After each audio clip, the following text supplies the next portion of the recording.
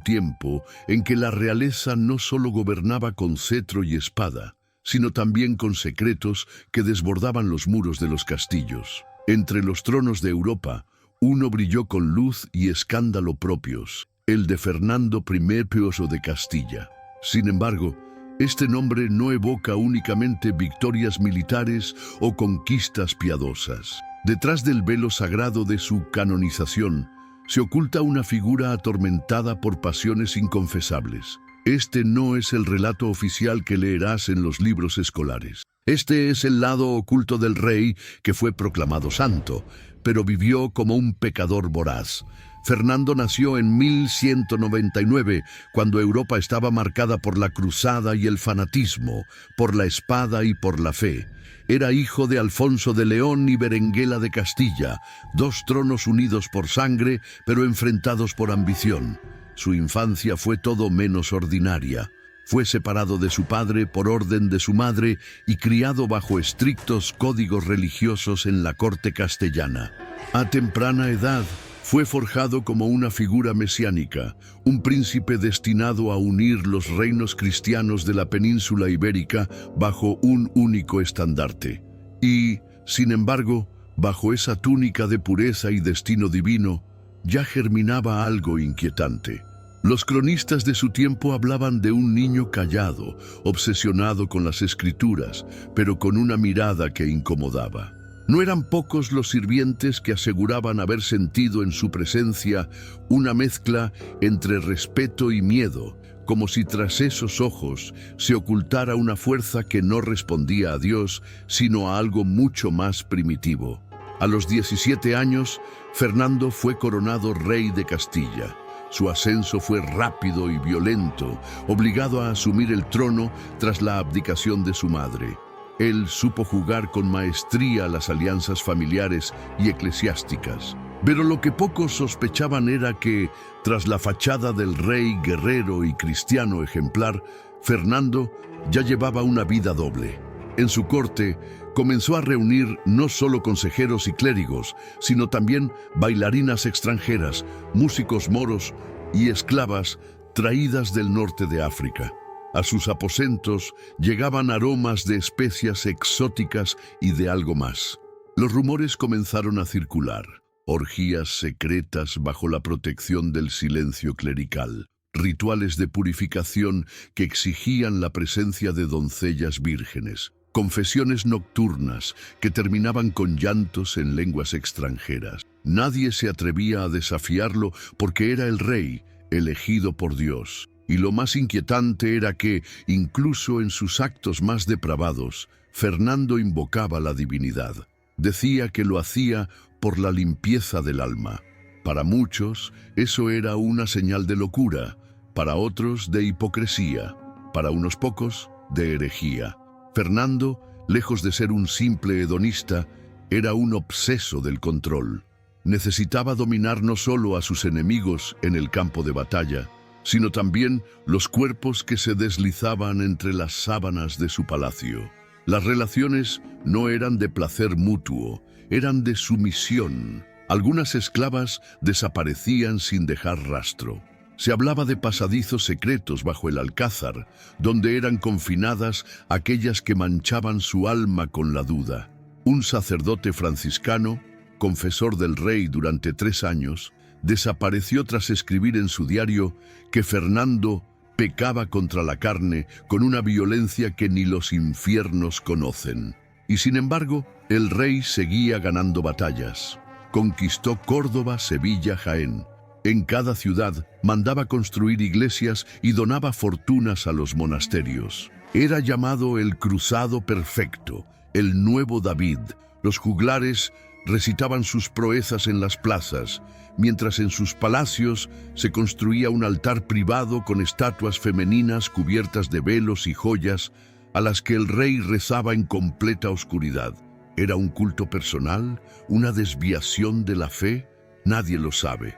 Lo cierto es que Fernando vivía entre dos mundos, el de la luz divina que mostraba al pueblo y el de las sombras carnales que solo compartía con sus víctimas. Su matrimonio con Beatriz de Suabia no detuvo su sed. La reina de origen alemán fue descrita como virtuosa, callada y resignada. Fue madre de sus numerosos hijos, pero rara vez vista junto a él en público.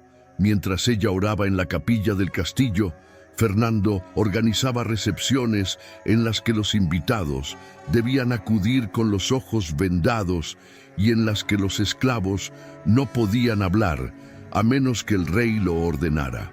Esas fiestas eran registradas en códigos cifrados por los escribas reales, muchos de los cuales terminaron ejecutados o exiliados. Los detalles más escabrosos de sus rituales llegaron siglos después, cuando en un convento abandonado de Toledo se encontraron manuscritos ocultos que describían prácticas donde el rey invocaba la figura de María Magdalena como símbolo de redención a través del placer extremo.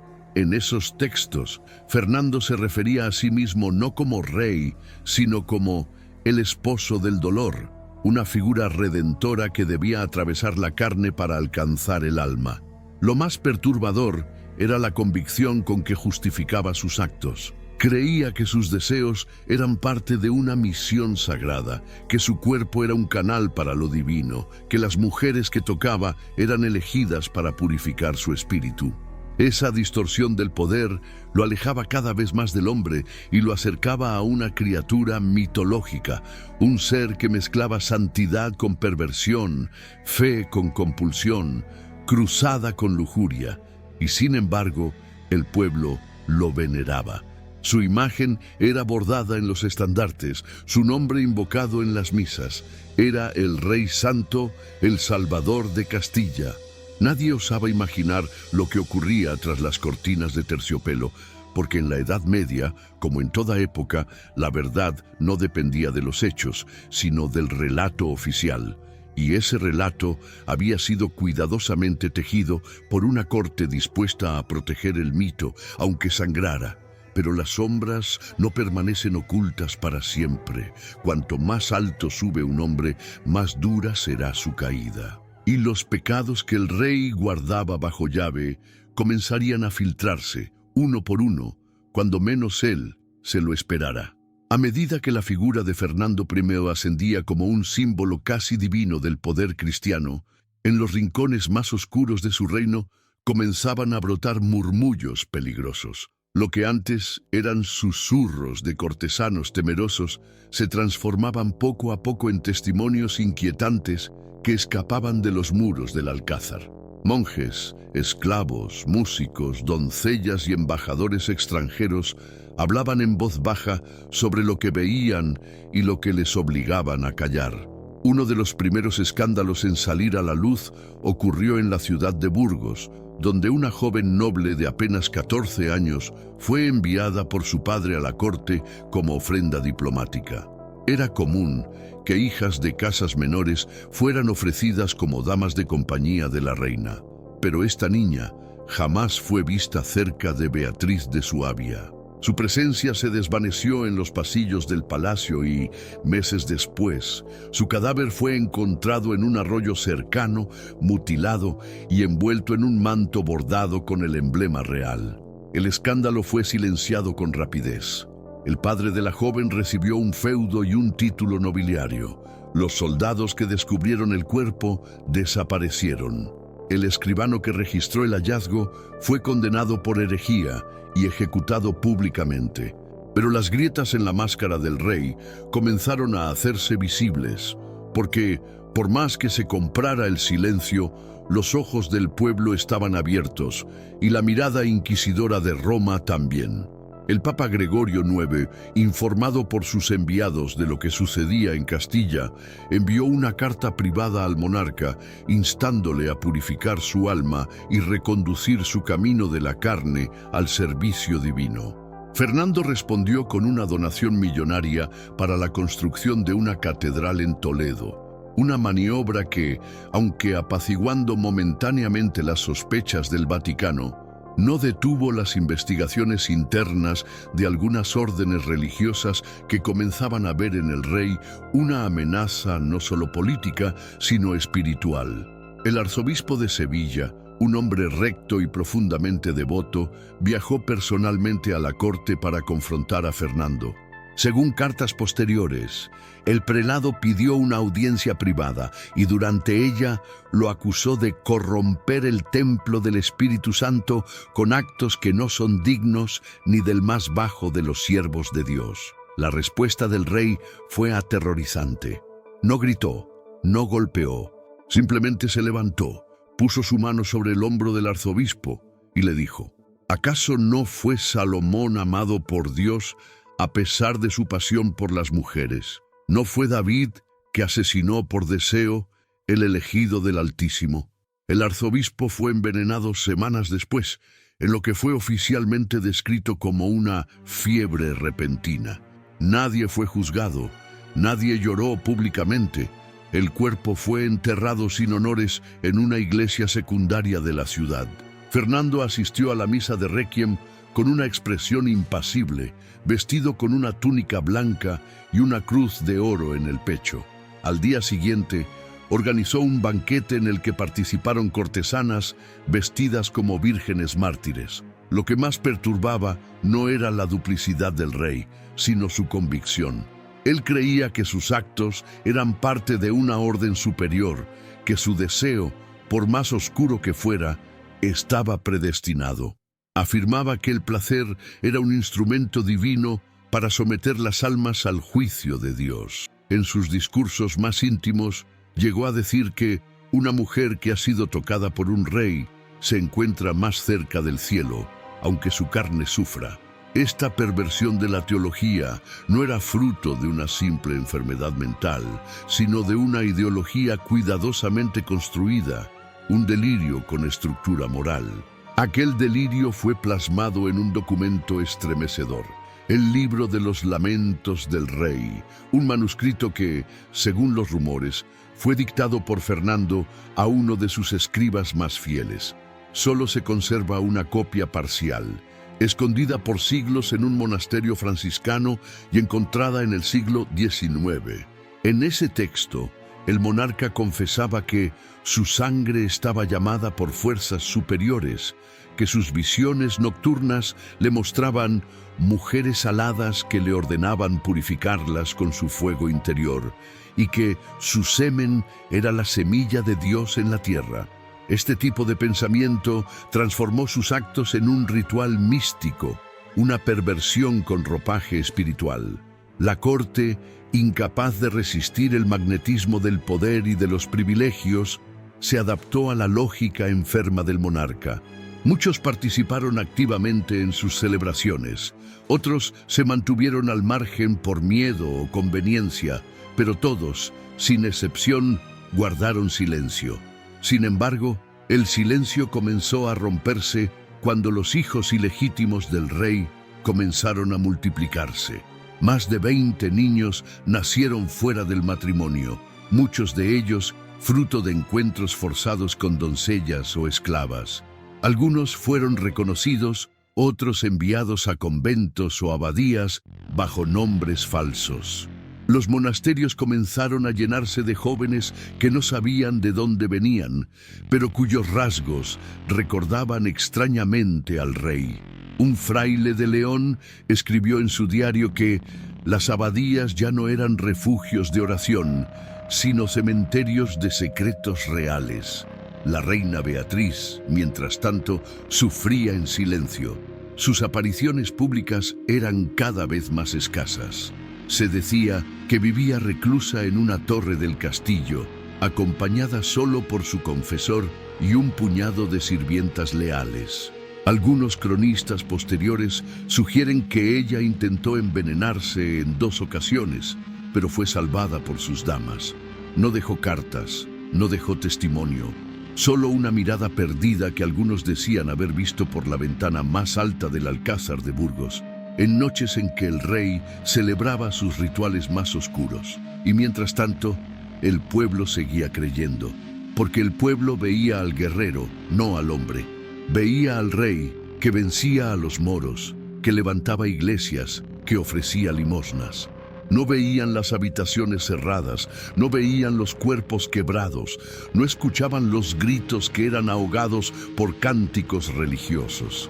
La imagen era perfecta, intocable, como una estatua de mármol cuyo interior, sin embargo, estaba podrido por dentro. Pero la verdad, por más que se entierre, encuentra siempre una rendija por donde salir. Y aquella rendija comenzaría a abrirse con la muerte de Beatriz de Suabia, un evento que transformaría la corte y marcaría el inicio del verdadero declive moral del rey. Beatriz de Suabia murió en 1235. Su partida fue anunciada con solemnidad en todo el reino, entre toques de difuntos y procesiones religiosas. Las crónicas oficiales declararon que falleció de causas naturales, extenuada por los partos sucesivos y por la vida palaciega. Pero entre los corredores oscuros del Alcázar se susurraba otra versión, que la reina había sido consumida por la tristeza, lentamente apagada por la humillación, la indiferencia y los horrores que había presenciado sin poder impedir. Su muerte no trajo luto a Fernando. Al contrario, fue como si una última amarra hubiera sido cortada. Libre del vínculo conyugal, el rey cayó en una espiral aún más oscura de indulgencia, como si la muerte de su esposa lo hubiera liberado de toda culpa o freno moral. En los meses siguientes se registraron más de 20 banquetes privados, muchos de ellos con la presencia de mujeres extranjeras traídas de los confines del reino y de ultramar.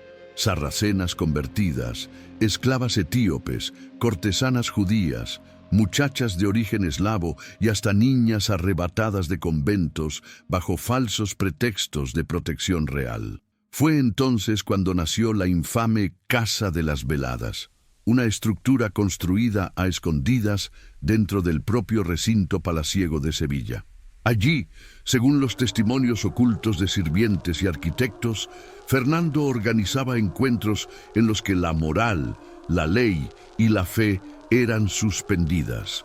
Las habitaciones estaban cubiertas por telas rojas, los espejos eran múltiples y deformantes, y las mujeres eran forzadas a representar figuras bíblicas mientras el rey las absorbía con la mirada del juicio divino. Diferente de otras cortes europeas, donde los escándalos sexuales se ocultaban tras códigos de discreción y soborno, Fernando transformó sus excesos en parte estructural de su ejercicio del poder. Sus fiestas se convirtieron en eventos místicos. Mandaba construir altares dentro de los salones, hacía que las esclavas desfilaran desnudas con rosarios al cuello y exigía que cada acto sexual fuera precedido por una lectura de los salmos penitenciales. No buscaba solo placer, buscaba sublimar el pecado, dominarlo, fundirlo con el rito. Pero mientras el rey se perdía en ese abismo de su propia construcción, su reino comenzaba a mostrar fisuras. Las órdenes religiosas comenzaban a dividirse. Algunos clérigos, horrorizados por lo que sabían o sospechaban, enviaban informes secretos al papado. Otros, seducidos por el poder y las recompensas, callaban o participaban activamente en los abusos. En monasterios cercanos a la corte se escondían mujeres embarazadas que afirmaban haber sido tocadas por la sombra del rey. Muchas morían en el parto. Los hijos no registrados desaparecían o eran adoptados por familias cercanas al trono. Algunos conventos incluso comenzaron a exigir a sus novicias pruebas de invulnerabilidad espiritual antes de permitirles tomar los hábitos, por miedo a que alguna fuera convocada al palacio. Pero quizás lo más grotesco haya sido la creación de una secta interna entre los cortesanos más íntimos del rey, conocida como los desposorios de la gracia.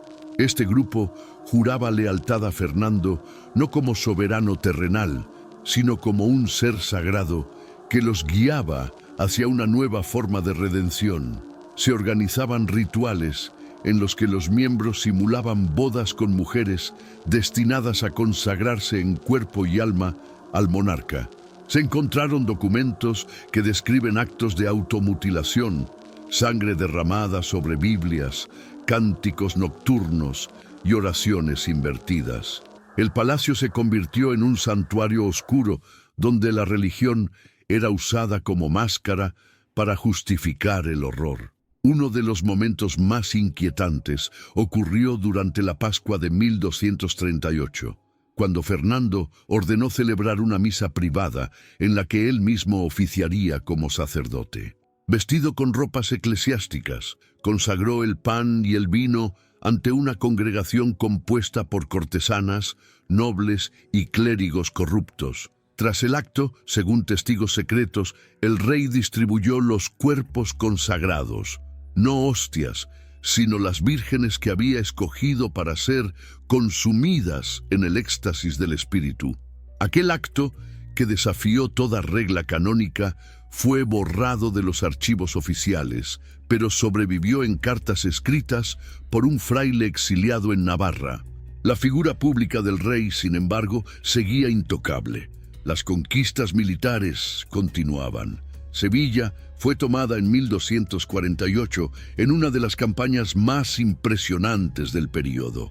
Las multitudes lo aclamaban como libertador, como brazo de Dios sobre la tierra. El clero lo nombraba campeón de la cristiandad. Las iglesias tañían campanas en su honor. Nadie se atrevía a confrontar al hombre detrás del mito, y aún así, algunos lo intentaron. Un grupo de teólogos de Salamanca envió una misiva denunciando prácticas sacrílegas en la corte. La respuesta fue fulminante. 2 de ellos fueron quemados por herejía, otros huyeron a Aragón y uno desapareció en el camino hacia Roma. La Inquisición, todavía incipiente en Castilla, fue utilizada como herramienta de censura y castigo contra aquellos que osaran desafiar la santidad del rey. Pero Fernando no era un loco sin control, era calculador, profundamente consciente de su imagen y del equilibrio entre temor y devoción. Sabía que la historia es escrita por los vencedores y él era sin duda el mayor vencedor de su tiempo. Por eso mandó construir capillas con su nombre, fundó monasterios bajo su patrocinio y se aseguró de que los cronistas reales registraran solo sus gestas divinas, jamás sus noches de exceso. La imagen que sobreviviría no sería la del hombre, sino la del santo. La contradicción entre el tirano íntimo y el salvador público alcanzaba así su punto más elevado.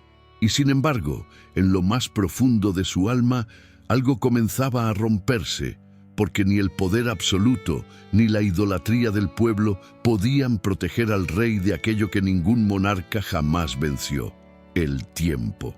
Su cuerpo comenzaba a deteriorarse, su mente llena de visiones, y sus pecados, que había enterrado con tanto cuidado, volvían a visitarlo en sueños. Y fue entonces, en los últimos años de su reinado, cuando Fernando I comenzó a hablar con fantasmas. Los últimos años de Fernando I fueron un desfile de sombras. Su cuerpo, que alguna vez había irradiado la fuerza del guerrero, comenzó a debilitarse. La piel se volvió gris, los ojos hundidos, las manos temblorosas. Pero lo que más perturbaba a quienes lo rodeaban no era su decadencia física, sino los largos silencios en que parecía dialogar con presencias invisibles. Se decía que hablaba en lenguas muertas, que murmuraba nombres que nadie reconocía, que despertaba empapado de sudor, gritando como si fuera arrastrado por fuerzas que escapaban al entendimiento humano. Sus médicos atribuían los episodios a fiebres provocadas por antiguas heridas de guerra. Otros, más discretos, mencionaban la posibilidad de un envenenamiento lento. Sin embargo, en el corazón del Alcázar, los más cercanos al rey sabían la verdad. Fernando estaba siendo devorado por sus propios fantasmas. Comenzó a verlos con regularidad. Primero, rostros vagos al borde de su visión, mujeres cubiertas de sangre, niños con las bocas cosidas, frailes sin ojos, la reina Beatriz con el rostro deformado por el llanto. Después, Las visiones se hicieron más intensas. Afirmaba que por las noches los cadáveres de sus víctimas entraban en su cámara, no para acusarlo, sino para recordarle lo que había hecho y exigirle más. Decía que sus pecados no lo condenaban, sino que lo mantenían atado al trono, que si dejaba de pecar, el reino caería. Ordenó duplicar las ceremonias secretas, aunque ya no tenía fuerzas para participar en los rituales de antes. Exigía que sus cortesanos los realizaran en su nombre, como si a través del placer ajeno su alma pudiera mantenerse viva. Mandó construir una capilla privada en la parte más profunda del palacio, donde se reunía solo todas las noches con un relicario sellado con cera negra que nadie más podía tocar. Nadie sabe con certeza lo que contenía. Algunos decían que era un fragmento del sudario de Cristo, otros que guardaba cabellos, sangre y trozos de piel de sus víctimas más jóvenes. Él lo llamaba la testigo. Los pocos documentos que sobrevivieron de ese periodo relatan que el rey pasaba horas hablando con ese objeto, como si éste le respondiera. Le confesaba sus crímenes, sus deseos, sus dudas. Se arrodillaba, lloraba, reía. A veces cantaba. Las sirvientas que lo espiaban por las rendijas de la puerta huían aterrorizadas. Un día, el rey fue encontrado desnudo en el suelo de mármol murmurando: «La sangre no basta, todavía no estoy limpio». A medida que su mente se deterioraba, su paranoia creció. Mandó ejecutar a varios miembros de su séquito, acusándolos de conspirar con demonios. Exilió a sus propios hijos ilegítimos, temiendo que alguno quisiera arrebatarle el trono. Incluso desconfió de su heredero legítimo, Alfonso, a quien acusó de haber sido poseído por el espíritu de su madre. «Beatriz ha regresado», decía, «y habla a través de su carne». Sin embargo, su locura era tan selectiva como profunda. En las audiencias públicas aún conservaba una retórica impecable. Hablaba con la sabiduría de un monarca veterano, citaba las escrituras, firmaba decretos con mano firme. Para el pueblo continuaba siendo un santo en vida. Para los embajadores extranjeros, un rey imponente, temido y venerado. Solamente en la intimidad del palacio él se desmoronaba, como un ídolo hueco, carcomido por dentro. En sus últimos meses escribió una serie de cartas extrañas, nunca enviadas, dirigidas a Dios. En ellas no pedía perdón, exigía explicaciones. Quería saber por qué había sido elegido para cargar una cruz tan pesada.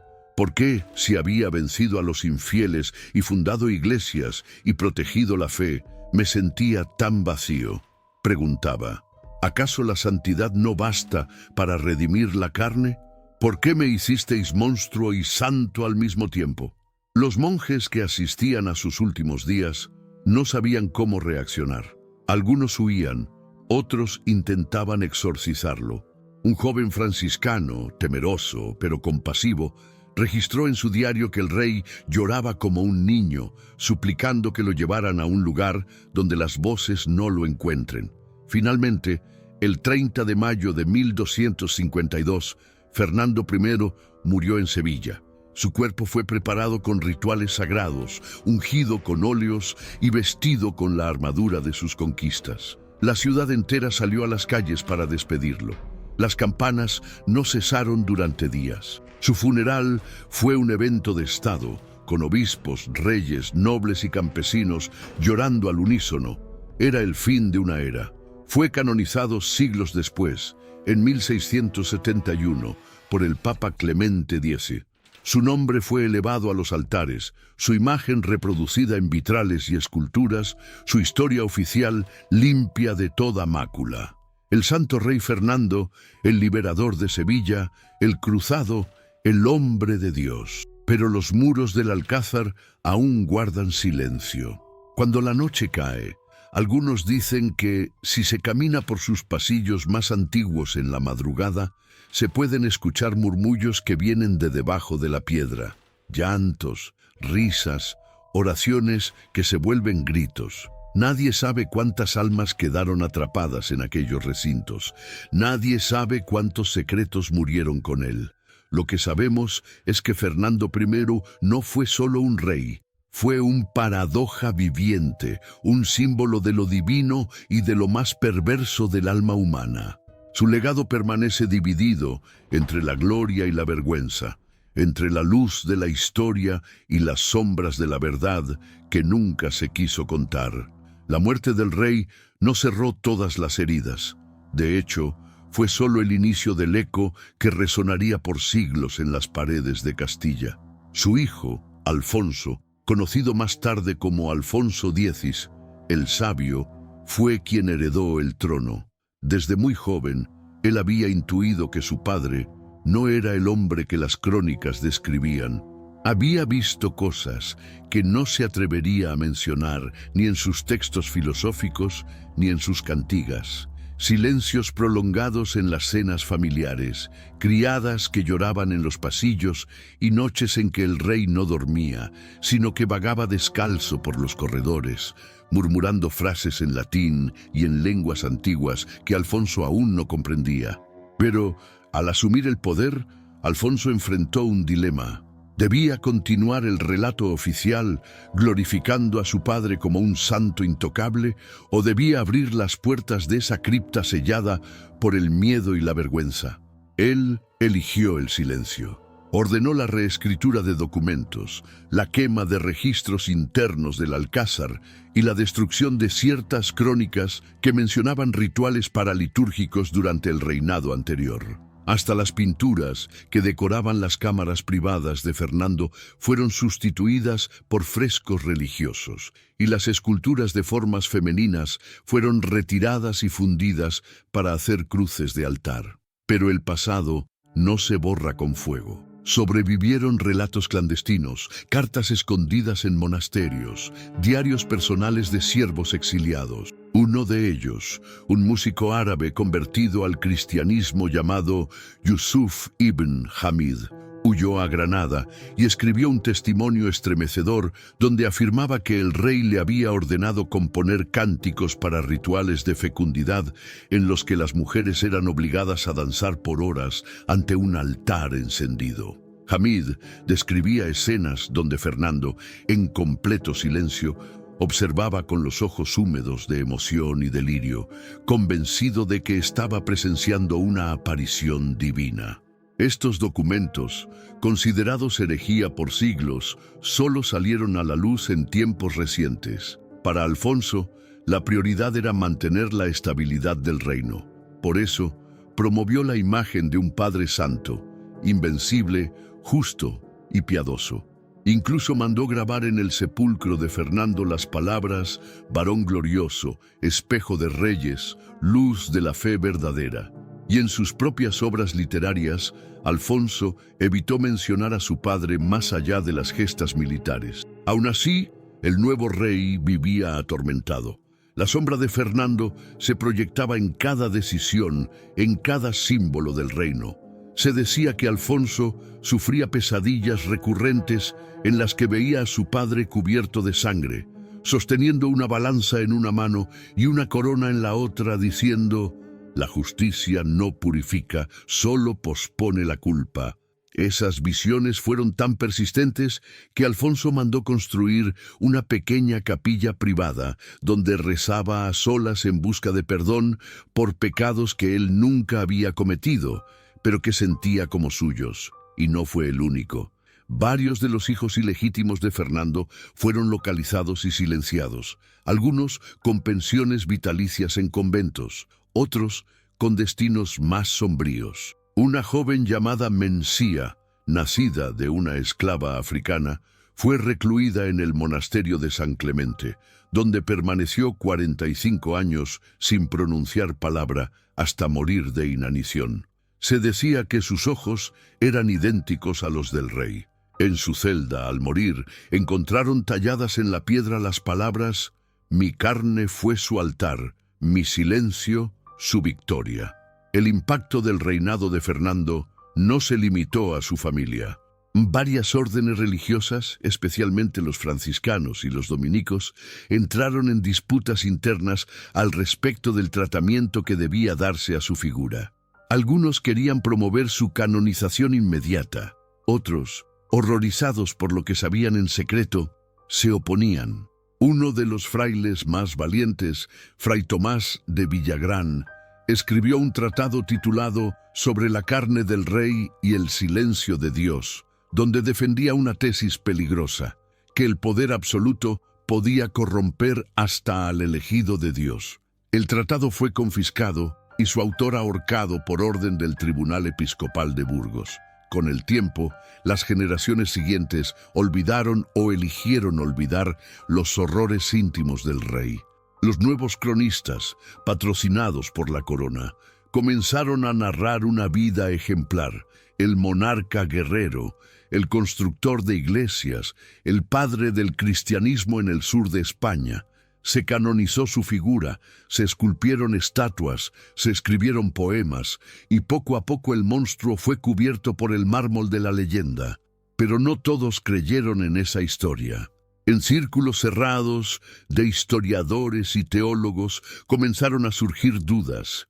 ¿Cómo era posible que un hombre tan piadoso hubiera generado tanto silencio a su alrededor? ¿Por qué tantas mujeres desaparecidas? ¿Por qué tantos documentos destruidos? ¿Qué secretos se ocultaban bajo la Catedral de Sevilla, donde reposan sus restos? Algunos llegaron a sugerir que la canonización de Fernando fue un acto político más que religioso, que su imagen de santo era necesaria para consolidar el poder de Castilla, para unificar al pueblo bajo un símbolo inquebrantable, y que la Iglesia, cómplice silenciosa, prefirió una mentira útil a una verdad peligrosa, porque admitir la verdad significaba aceptar que un santo podía ser un pervertido, que el más alabado de los reyes podía haber sido también uno de los más crueles en la intimidad, y eso era algo que ni los altares, ni las cruzadas, ni las Biblias estaban preparados para sostener. Sin embargo, la historia no puede ser encadenada para siempre, y tarde o temprano alguien comenzaría a desenterrar lo que tanto se intentó olvidar. Y cuando esa verdad emergiera, no solo el nombre de Fernando sería cuestionado, sino todo el edificio de la santidad, construida sobre los cimientos del miedo. Siglos pasaron, pero el nombre de Fernando I nunca se apagó. Al contrario, su figura fue elevada a los altares con una fuerza simbólica cada vez mayor. Su imagen se volvió estampas, vitrales, cánticos religiosos. Su festividad fue inscrita en el calendario litúrgico y en Sevilla, la ciudad que él conquistó y donde yace su cuerpo, se erigieron monumentos con inscripciones en latín que lo llamaban Gloria del cristianismo y espejo de virtud real. Pero bajo los cimientos de esa memoria oficial, había quienes conocían otra historia. Eran pocos, dispersos y perseguidos, historiadores, teólogos y monjes solitarios que habían tropezado con documentos fragmentados, con cartas escondidas, con diarios que no aparecían en los archivos públicos. Esas piezas inconexas formaban un puzzle peligroso, la otra cara del Rey Santo. Uno de los primeros en intentar reconstruir esa versión fue Fray Jerónimo de Aranda, un benedictino erudito del siglo XVIII. Durante sus investigaciones sobre la canonización de Fernando, él encontró inconsistencias entre los testimonios presentados al Vaticano y ciertos relatos de los monasterios de Castilla. Descubrió que muchas de las cartas de recomendación y milagros atribuidos al rey habían sido elaboradas por escribas pagados y que testigos clave habían sido sustituidos a última hora por personajes más convenientes. Intrigado, Jerónimo comenzó a buscar en los conventos, en las abadías rurales, en las bibliotecas ocultas de Castilla. Lo que encontró lo dejó aterrorizado: cartas de mujeres reclusas, confesiones de monjes que habían sido testigos de rituales sombríos, informes sellados de inquisidores que hablaban de sacrilegios cometidos dentro del Alcázar. Cuanto más leía, más claro le quedaba que Fernando no solo había sido un rey marcado por el deseo, sino que había institucionalizado una red de abusos bajo el manto de la fe. Sin embargo, antes de publicar sus hallazgos, Fray Jerónimo desapareció. Algunos dijeron que enfermó y fue trasladado a un convento en Galicia, otros que fue silenciado por orden del arzobispo de Toledo. Lo cierto es que su obra quedó inconclusa y sus manuscritos fueron guardados en una bóveda secreta del monasterio donde había vivido, accesibles solo con permiso papal. Desde entonces, varias tentativas de retomar su trabajo terminaron en excomuniones, incendios misteriosos de archivos o acusaciones de herejía. En el siglo XIX, durante el auge del pensamiento crítico y la secularización del conocimiento histórico, surgieron nuevas voces que intentaron revisar la figura de Fernando I Moro. Intelectuales como Manuel Odriozola, Antonio de León y María Teresa Alcántara dedicaron años a examinar los archivos diocesanos, buscando rastros del rey más allá de la historia oficial. Alcántara, en particular, logró acceder a documentos del monasterio de Santa Clara de Tordesillas, donde encontró una crónica firmada por una monja del siglo XIII que relataba en detalles cómo ella había sido llevada a Sevilla con otras 3 jóvenes bajo pretexto de consagración y cómo solo ella había regresado con vida.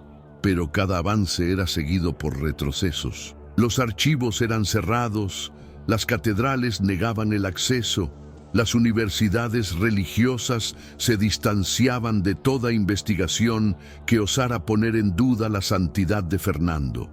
La memoria institucional del rey se había convertido en un dogma protegido por siglos de tradición, intereses políticos y miedo. Porque si él caía, caía también una parte esencial del relato sobre la unidad de España, sobre la cruzada cristiana contra los musulmanes, sobre la estirpe gloriosa de los reyes católicos. Y sin embargo, había señales que no podían ser negadas. En 1904, un arqueólogo llamado Diego Moreno, durante excavaciones en los subsuelos del antiguo Alcázar de Sevilla, encontró una sala sellada, desconocida hasta entonces. Dentro, había restos óseos de al menos 6 cuerpos femeninos, todos adolescentes, junto a objetos litúrgicos profanados y mantos reales rasgados. La descubierta fue rápidamente confiscada por las autoridades eclesiásticas. El acceso a la sala fue bloqueado y Moreno obligado a firmar un acuerdo de silencio a cambio de financiación para sus futuras investigaciones. El episodio nunca fue publicado en los boletines oficiales de arqueología. Solo fue conocido décadas más tarde por las cartas privadas de Moreno a su esposa, encontradas tras su muerte. Allí, él describía con horror lo que había visto y afirmaba que el santuario de un rey puede ser el sepulcro de su conciencia. Esos descubrimientos, aunque silenciados en su momento, alimentaron una corriente subterránea de historiadores independientes que en el siglo XX comenzaron a reunir y digitalizar documentos dispersos. Gracias a ellos salieron a la luz testimonios inéditos, como el de un escriba moro llamado Said ibn Farash, que aseguraba haber servido al rey en los años finales de su vida. En sus memorias, Said relataba que Fernando, ya anciano, le confesó entre lágrimas que el fuego de mi deseo consumió más que enemigos, consumió mi alma. La frase estremecedora se convirtió en símbolo entre aquellos que hoy cuestionan la beatificación de figuras históricas sin una revisión profunda de sus actos reales. Porque Fernando I no fue solo una anomalía de su tiempo, fue el espejo de una estructura que, en nombre de Dios, permitió los excesos más oscuros. Y aunque los archivos oficiales aún lo retratan como un santo inviolable, la verdad, como un espectro, continúa caminando por los corredores de la historia, esperando ser nombrada. La tradición afirma que el cuerpo de Fernando I permanece incorrupto desde su muerte en 1252, custodiado bajo un sarcófago de cristal, envuelto en vestiduras reales, con una corona sobre la frente y un rosario entre los dedos. Cada año, miles de fieles se acercan para contemplar sus restos, como si aquel cadáver fuera prueba viva de la santidad que la historia le ha atribuido. La incorruptibilidad, para la Iglesia, es uno de los signos más claros de la gracia divina. Pero, ¿y si no fuera milagro? ¿Y si fuera encubrimiento? Hace más de un siglo, científicos, antropólogos y forenses han solicitado permiso para examinar los restos del rey, no por blasfemia, sino por la necesidad legítima de verificación histórica. La respuesta siempre ha sido la misma, negativa. El Arzobispado de Sevilla, la Casa Real y el Vaticano han bloqueado cada intento con una firmeza absoluta. El cuerpo no se toca, el cuerpo no se abre, el cuerpo es sagrado. Pero no todos aceptaron esa negativa. En 1999, un grupo de investigadores españoles, liderado por el historiador Julián Herrero, presentó al Ministerio de Cultura una propuesta formal para realizar un estudio multidisciplinar sobre los restos de Fernando. Argumentaban que, si se confirmaba su incorruptibilidad, sería un hallazgo de valor religioso y médico inestimable, y si no lo era, la historia se enriquecería con la verdad. La propuesta nunca fue respondida oficialmente. Semanas después, Herrero recibió amenazas anónimas y su oficina en la Universidad de Salamanca fue saqueada. Aunque nada de valor material fue robado, todos sus archivos sobre Fernando I desaparecieron. Desde entonces, el profesor abandonó sus investigaciones sobre la figura del rey y nunca más volvió a referirse públicamente al tema.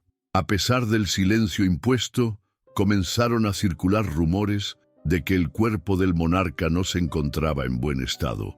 Un antiguo sacristán de la catedral que trabajó allí entre los años 40 y 70 aseguró, antes de morir, que el féretro había sido abierto en secreto tras la guerra civil, cuando las autoridades temían un posible saqueo del templo.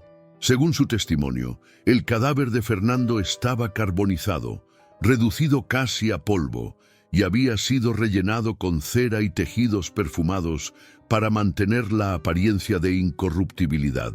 Otros relatos, aún más inquietantes, sugerían que lo que yace en el sarcófago no es siquiera su cuerpo, que en algún momento durante la Edad Moderna los restos del rey fueron trasladados en secreto y sustituidos por una figura de cera hueca, custodiada bajo una urna impenetrable y protegida por el pacto de silencio de generaciones de clérigos. Pero ¿por qué cambiar un cuerpo santo? ¿Qué había en él que debía ser ocultado a toda costa? Algunos creen que, al abrirlo, podrían encontrarse marcas que contradirían la narrativa sagrada, símbolos grabados en la piel, deformidades provocadas por prácticas ocultas, residuos de sustancias utilizadas en rituales que la Iglesia no reconoce. Otros sospechan algo aún más perturbador, que su muerte no fue natural y que su cuerpo guarda señales de automutilaciones o de un rito final, porque hay quien asegura que Fernando no murió simplemente, sino que ofreció su cuerpo como parte de un sacrificio místico. El último testigo vivo que habló sobre ese misterio fue un anciano monje cartujo, Fray Novar, que sirvió en la Catedral de Sevilla en los años 50. En una entrevista concedida en secreto a un periodista extranjero, declaró que los restos del rey son solo piel sobre cenizas, y su rostro fue cubierto para siempre porque no podía ser visto por ojos humanos sin perder la fe. Al ser presionado, dijo solamente: la santidad fue fabricada, la historia comprada, el rey era otra cosa.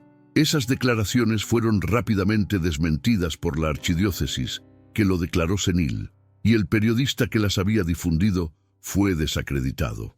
pero la grabación existe y ha sido circulada en círculos académicos como una de las pocas piezas que insinúan lo impensable, que el culto a Fernando I podría ser uno de los mayores encubrimientos de la historia eclesiástica de España.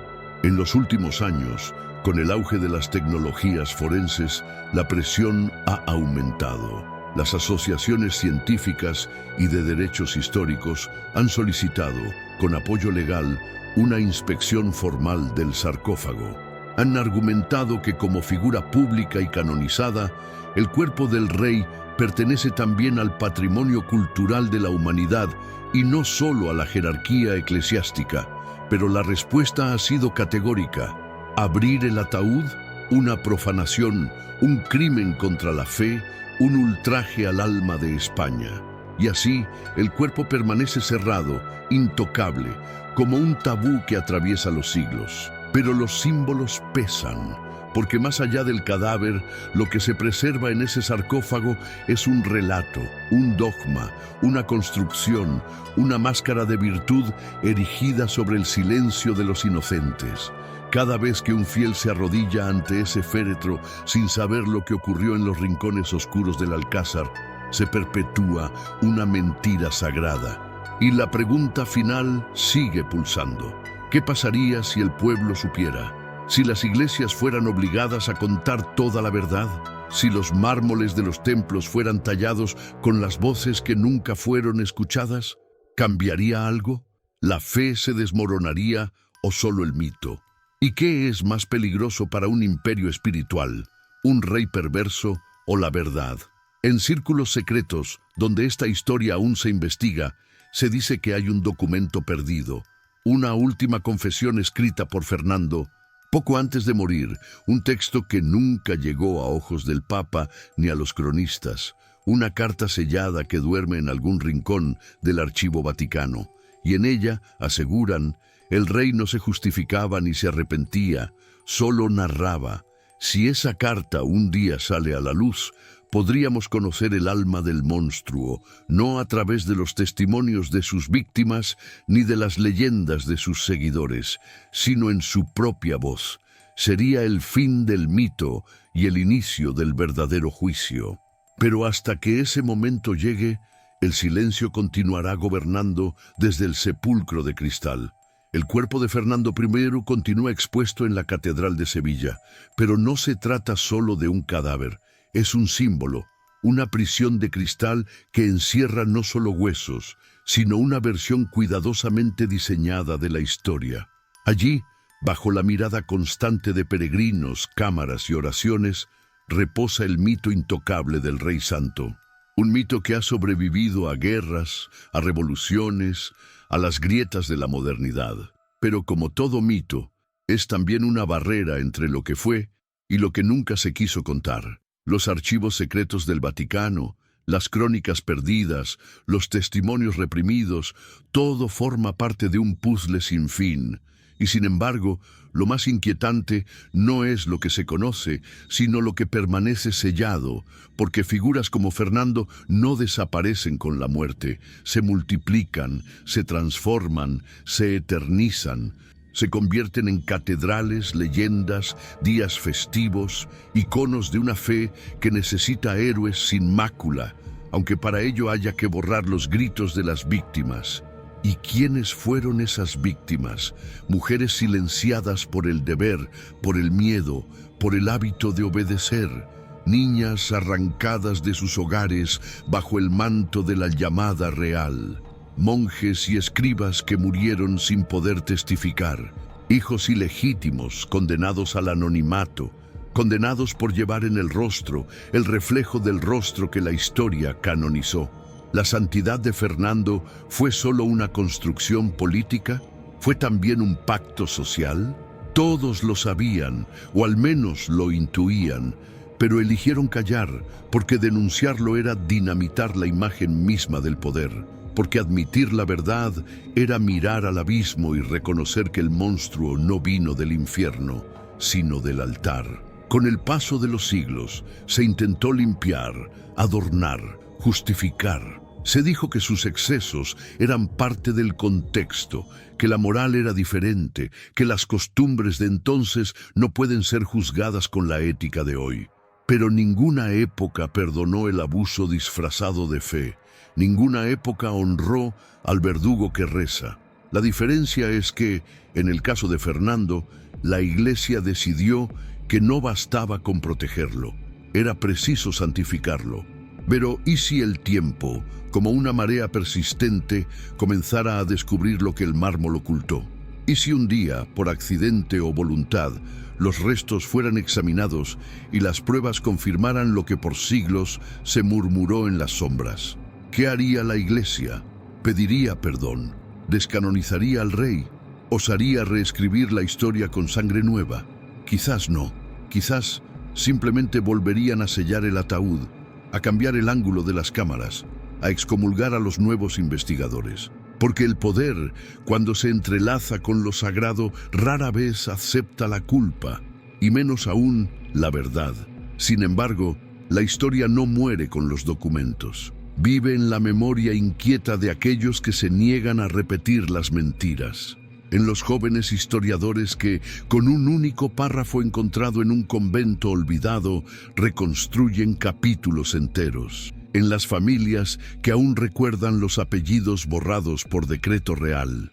En los muros del Alcázar, donde aún se escuchan ecos cuando la noche cae y el turismo duerme.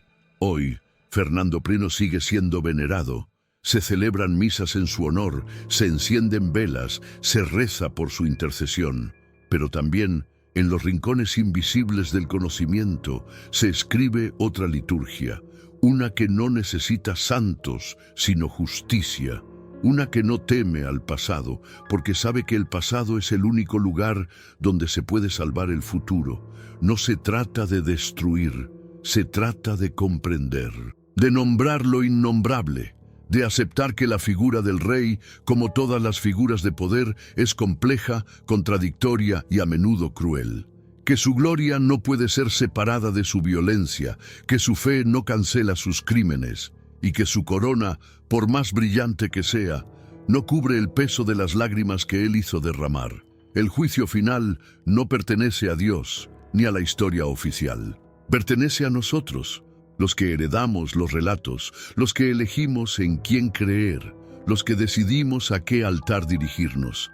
Y si miramos con atención, veremos que la verdadera santidad no está en los cuerpos incorruptos, sino en la verdad que nadie pudo enterrar. El verdadero legado de Fernando I no es su conquista de Sevilla, ni las iglesias que fundó, ni el trono que consolidó.